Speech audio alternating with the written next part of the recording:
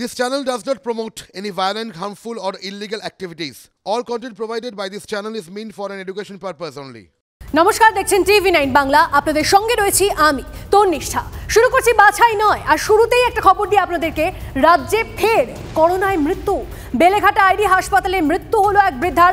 আরও ডিটেলসে জানবো এই বিষয়ে। আমাদের সঙ্গে রয়েছেন আমাদের প্রতিনিধি সৌরভ। সৌরভ, তন্নিষ্ঠা, দেখো, রাজ্যে কোভিড আক্রান্তে আরো এক প্রবীণার মৃত্যু হলো। বৃদ্ধার মৃত্যু হলেন। ইনি বেলেঘাটা আইডি হাসপাতালে চিকিৎসাধীন ছিলেন। দমদমের বাসিন্দা, 63 বছর বয়স। মৃতের নাম মঞ্জু দাস।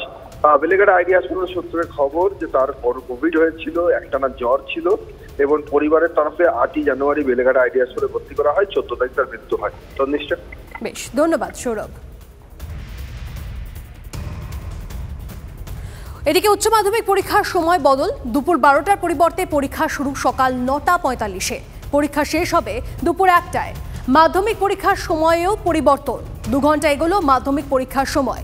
সবটা নিয়ে আরো ডিটেলসে জানবো। আমাদের সঙ্গে রয়েছেন আমাদের প্রতিনিধি সুমন মহাপাত্র। সুমন, এই সময় পরিবর্তনের কোনো নির্দিষ্ট কারণ?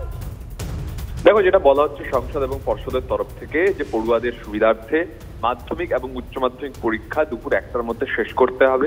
তার জন্য মাধ্যমিক পরীক্ষা এবং উচ্চ মাধ্যমিক পরীক্ষা নির্ধারিত সময়ের পরিবর্তে 9:45 থেকে শুরু হবে। মানে অর্থাৎ মাধ্যমিক পরীক্ষা 2 ঘন্টা এগিয়ে এলো, আর উচ্চ মাধ্যমিক পরীক্ষা 2 ঘন্টা 15 মিনিট এগিয়ে এলো। পড়ুয়ারা যেন সেভাবেই প্রিপারেশন নেন। মাধ্যমিক উচ্চ মাধ্যমিক দুটো পরীক্ষার দিনে কোনো বদল আসছে না। একই দিনে পরীক্ষা হবে, একই বিষয়ের পরীক্ষা হবে। পরীক্ষা শুরু হবে 9:45 থেকে, শেষ হবে 1টায়। বেশ, ধন্যবাদ সুমন।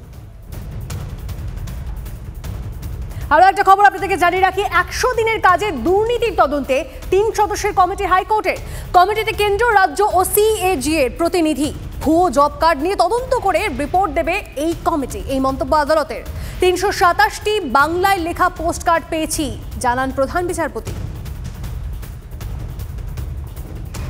হাইকোর্টের এই রায়কে আমরা স্বাগত জানাচ্ছি, কিন্তু রাজ্য সরকারের কমিটি তৈরি করলে কোনো লাভ হবে না।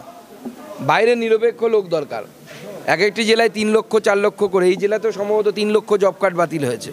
3,60,000 মতো জব কার্ড এই জেলাতে বাতিল হয়েছে। প্রথম প্রশ্ন হচ্ছে যে যখনই আধার কার্ড জুড়ে দেওয়া হলো, এই জব কার্ড বাতিল হয়ে গেল, তার মানে এগুলো ভূতে টাকা খাচ্ছিল। এই টাকাগুলো বিগত 8 বছর বা 9 বছর ধরে যে এই জব কার্ডে টাকা তোলা হয়েছে, এই টাকাগুলো গেল কার কাছে? সবার আগে তো এই প্রশ্নের জবাব দিতে হবে তৃণমূল কংগ্রেস সরকারকে। তারপরে না হয় নতুন টাকা চাইবে, আগে চুরিটা করেছে তার হিসেবটা দাও। কোর্ট আবার একটা 3 সদস্যের কি কমিটি করেছে আমি জানি না, তারাও নাকি আবার তদন্ত করবে। দিল্লিও তদন্ত করে কিছু করলো না, ধামাচাপা দিল। এখন এই সরকারের দুর্নীতির কারণে কোর্টের নির্দেশের 3 জন সদস্যের কমিটি, তারা কি আসলে তদন্ত করবে নাকি তদন্তের নামে কেন্দ্রীয় সরকারের মতন ধামাচাপা দেবে? লোকের কাছে কিন্তু বিশ্বাস হবে না। অ্যাকাউন্টে টাকা যাবে, অ্যাকাউন্টটা তো নির্দিষ্ট। আপনার অ্যাকাউন্ট আর আপনার অ্যাকাউন্টে যাবার কথা আমার অ্যাকাউন্টে চলে আসবে, তাহলে দোষটা কার হলো? রাজ্যের কোনো ভূমিকা নেই। এটা কিন্তু এখন হবে, আগাম দিচ্ছে তা নয়। 21 সালে কাজ করানো হয়ে গেছে সেই টাকা নিয়ে যদি এই ধরনের অবান্তর কথা বলে, সেটা যেটা হবে সেটা মাননীয় আদালত যেটা বলেছে সেরকম, যেটা রাজ্য সরকারের মনে হবে সেটা করবে। এদিকে শর্ত সাপেক্ষে সভার অনুমতি আইএসএফ-এর। দুপুর 2:30 থেকে বিকেল 4:30 পর্যন্ত সভার অনুমতি আদালতের। সভায় 1000 জনের বেশি সমর্থক নয়, নির্দেশ বিচারপতি জয় সেনগুপ্তর।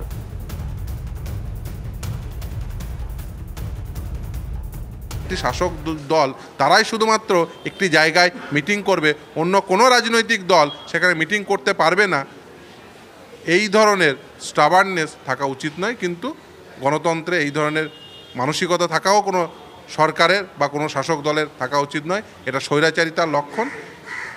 যাই হোক না কেন, মহামান্য বিচারপতি তিনি নির্দিষ্টভাবে নির্দেশ দিয়েছেন যে হ্যাঁ, ভিক্টোরিয়া হাউসের সামনেই আইএসএফ তাদের ফাউন্ডেশনদের অনুষ্ঠান তারা পালন করতে পারবে।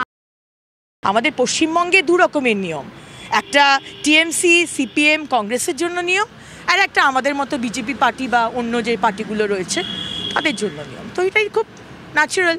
আমাদের কোনো কিছু করতে গেলে আমাদের আদালতে যেতে হয়। এদিকে আজ আদালতে দিনভর শুনানি বাংলাতেই করছেন বিচারপতি অভিজিৎ গাঙ্গুলি। এমনটাই জানিয়েছেন আজ বাংলাতেই কথা বলবেন। এই নিয়ে বিচারপতি বলছেন আদালতকে মানুষের কাছে নিয়ে যেতে হবে। পাশাপাশি বিচারপতি বলেন আদালতে বাংলায় কথা বলে অনেকে জিভ কাটেন, মাতৃভাষায় কথা বলার জন্য জিভ কাটলে 21শে ফেব্রুয়ারি পালন অর্থহীন বলে মনে করেন বিচারপতি গাঙ্গুলি। সিদ্ধান্তের প্রশংসা করে আইনজীবী সাংসদ বিকাশ ভট্টাচার্য বলেন দেশের বিভিন্ন আদালতে মাতৃভাষায় শুনানি হয়।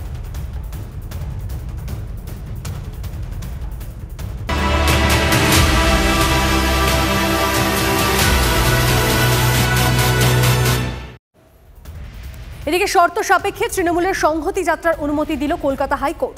খারিজ হলো শুভেন্দু অধিকারীর আবেদন। প্রধান বিচারপতির ডিভিশন বেঞ্চের নির্দেশ, কোনো ধর্মকে উল্লেখ বা আঘাত করে কিছু বক্তব্য রাখা যাবে না।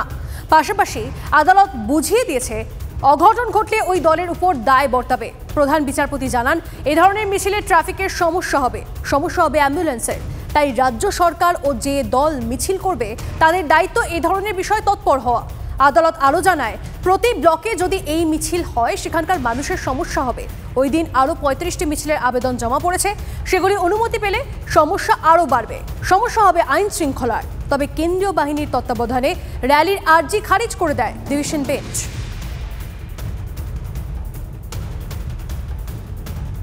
হাইকোর্টে আরও একটা থাপ্পড় খেলো রাজ্য সরকার, পরিষ্কার বলে দিয়েছে কোনো রকম হেড স্পিচ হবে না, রুল মেনে হবে, পুলিশ প্রপার সিকিউরিটি দেবে এবং এই মিছিলের জন্য যদি রাজ্যে কোথাও কোনো প্রবলেম হয় তার রেসপন্সিবিলিটি নেবে অর্গানাইজাররা। রাজনৈতিক প্রোগ্রাম তার ঘোষণা হয়েছে নবান্ন থেকে, নবান্নর এসি থেকে আরম্ভ করে লাইট থেকে আরম্ভ করে সব কিছু আমাদের টাকায়, করদাতার টাকায়।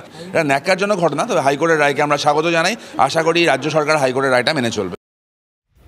আগে তো টিএমসি পার্টির মধ্যে মমতা ব্যানার্জি সংহতি নিয়ে আসুন, তারপরে সমাজে করবেন। যিনি হিন্দু মুসলমান করে ভোট নিয়েছেন, যিনি রাজবংশী অরাজবংশী করে ভোট নেন, এসসি আর জেনারেল করে ভোট নেন, গোর্খা পাহাড় আর প্লেনের লড়াই করে ভোট নেন, দক্ষিণ বাংলায় আমাদের জঙ্গলমহলে আদিবাসী কর্মীদের খেপিয়ে দিয়ে ভোট নেওয়ার চেষ্টা করেন, তার কি সংহতির কথা বলার অধিকার আছে? এখন পার্টির মধ্যেই সংহতি নেই, মারামারি গুলি চলাচলি হচ্ছে, সেটা আগে ঠিক করুন। প্রথম থেকে বলেছি ওটা সংহতি নয়, কারণ মন্দিরকে কেন্দ্র করে রাজনীতি করতে চাইছে আরএসএস। যেরকম গীতা পাঠ দিয়ে বাজার জমাতে পারেনি, এরা চণ্ডী পাঠ করেছিল, ওরকম ওরা মন্দির তোলার কথা বলছে, রাম মন্দিরে জগন্নাথ মন্দির বলছে, তাও যখন হয়নি তাহলে এটাকে বলে কম্পিটিটিভ কমিউনালিজম। এখানে দাঁড়িয়ে এটা আরএসএস এর এজেন্ডা, সেই জন্যই এই ধরনের কর্মসূচি নেওয়া হয়েছে। যেহেতু কিছুতেই বাংলায় মন্দির নিয়ে হাওয়া তুলতে পারছে না বিজেপি, মমতা বাজারে নেমেছেন। কোর্ট একটা ঠাসিয়ে থাপ্পড় মেরেছে, ঠাসিয়ে থাপ্পড়, যে এই সমস্ত রাজনীতি এখানে হয় না, মিছিল হবে, কেন্দ্রীয় বাহিনীর কোনো রকম প্রয়োজন নেই, রাজ্য সরকার, রাজ্য প্রশাসন, রাজ্য পুলিশ তারাই যথেষ্ট। অর্থাৎ বাংলার মা মাটি মানুষ মমতা বন্দ্যোপাধ্যায়ের নেতৃত্বে সেদিন হাঁটবেন। আর কোর্ট বিজেপিকে বলে দিল যে কোনো অবস্থায় তাদের এই অন্যায় দাবি, জনবিরোধী দাবি, সেগুলো বরদাস্ত করা হবে না।